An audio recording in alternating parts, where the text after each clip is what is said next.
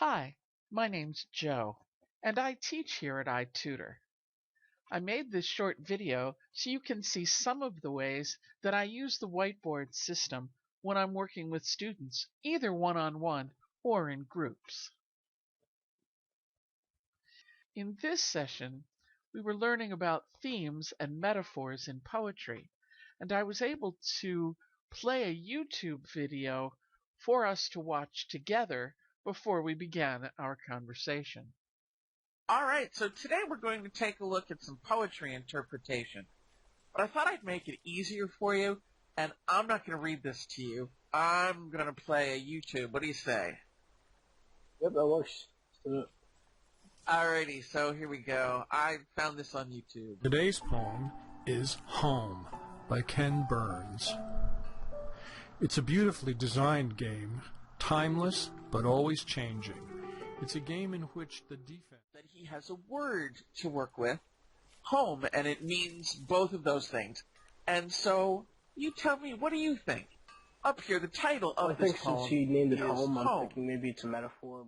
Yeah, I kind of think so, and you probably know, but let me remind you that Ken Burns is a movie maker, actually kind of a documentary movie maker. And we've got the word home in a number of places. I mean, yeah, you know where the pencil is. Grab the pencil and help me. Let's just underline every time you see the word home in the poem. I've also often used a map or a chart as a visual when working with a student. In this lesson, we were looking at transportation technology in the 19th century.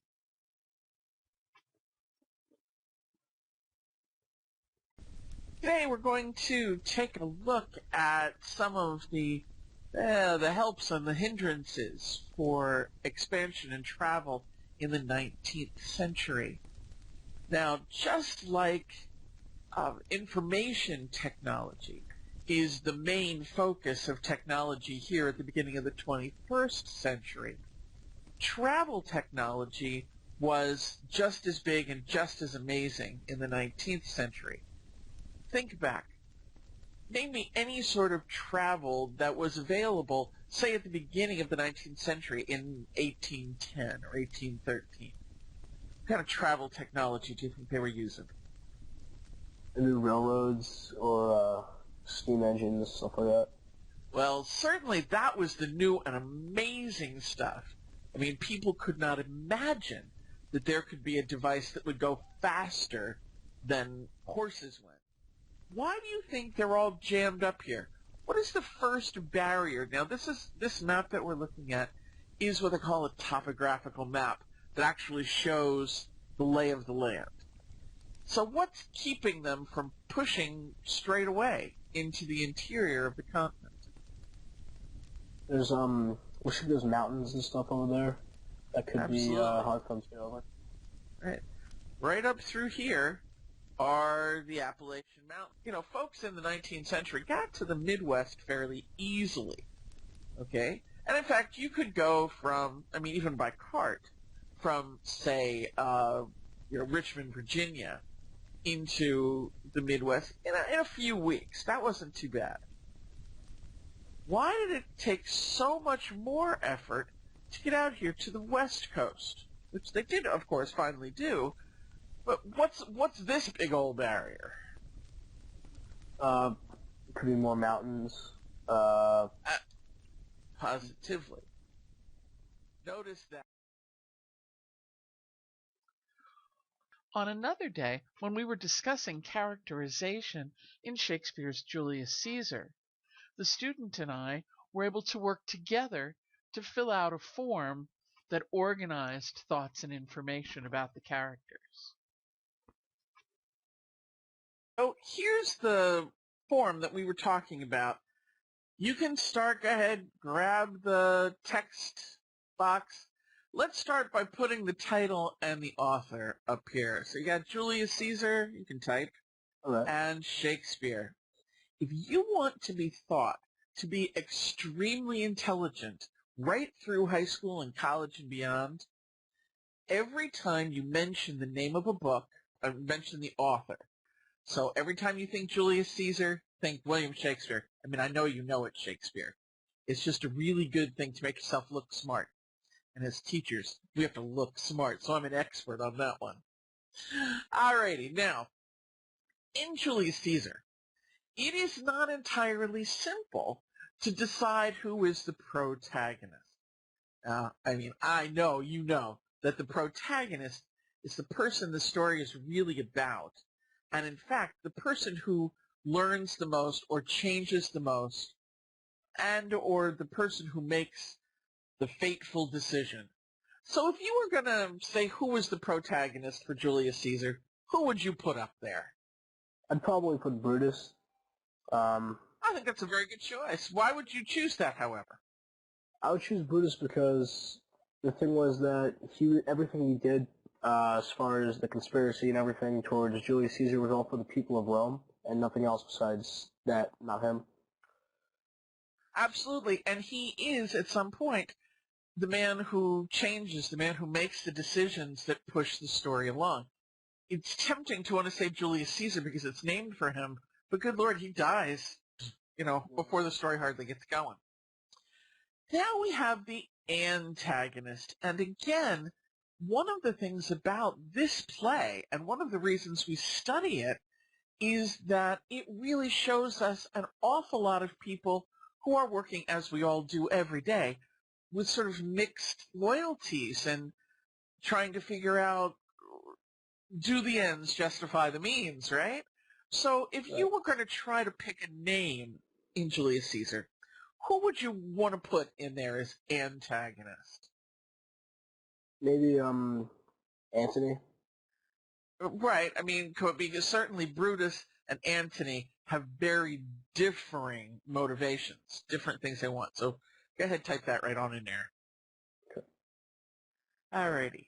Now, again, I know this is a review, but it's always good to remind ourselves when we're filling out a form like this that what makes a story run is that somebody, our protagonist, has something they are trying to achieve, and somebody or something else is getting in their way, right? So before we even try to do all this other jazz, let's think for a moment. You already talked a bit about Brutus's motivation. His motivation was the good of Rome, right? Right. So go ahead, type that on in there. Think for a moment, and can you tell me in a sentence or two why you know it's for the good of Rome and not, for instance, for personal profit? Well, I remember from the end of the story, basically what happened was when Brutus was killed, Antony and Octavius were talking about him, saying how, unlike all the other conspirators, he loved Caesar, and Right. he liked him, but he thought he was ambitious, and because of that, he had to kill him for the good of Rome. Now comes the difficulty. Now we've got Antony. Probably because Antony loved Caesar, and he hated the conspirators, trying to revenge Caesar. Right, and so, but down here in motivation, I'd say it is certainly worth saying it starts from loyalty, doesn't it? Mm-hmm. Interesting story.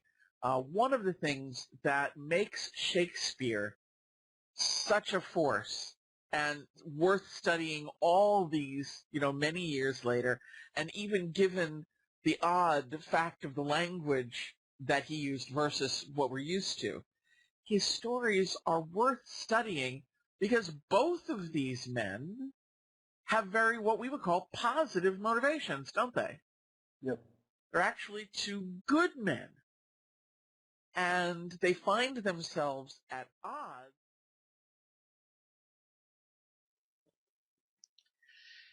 In a group class, I use many of the same tools, but I can have more than one student answering questions on the whiteboard at the same time and give feedback and encouragement to each of them as they work.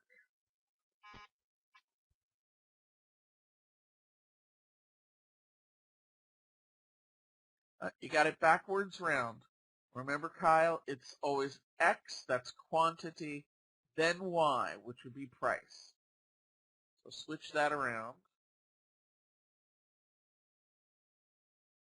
And you're absolutely right, Kiana. It is 2-5.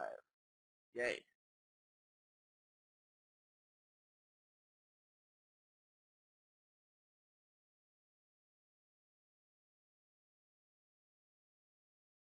There you go. All right, good work. Now, let's see if we can remember how to do this slope thing. Okay. We do the slope, right? We have one change divided by another change. Anybody know change in what divided by change in what?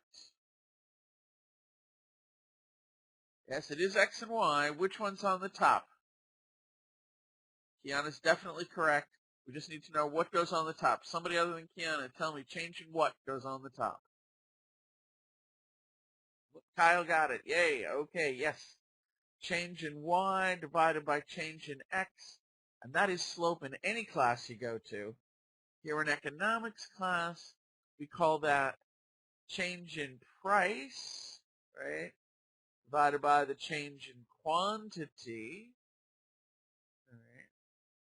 Let's work that out. We're going to do this first line right here. All right. So the price from this, we'll start up here, going down along the line in that direction. Did the price go up or down, folks?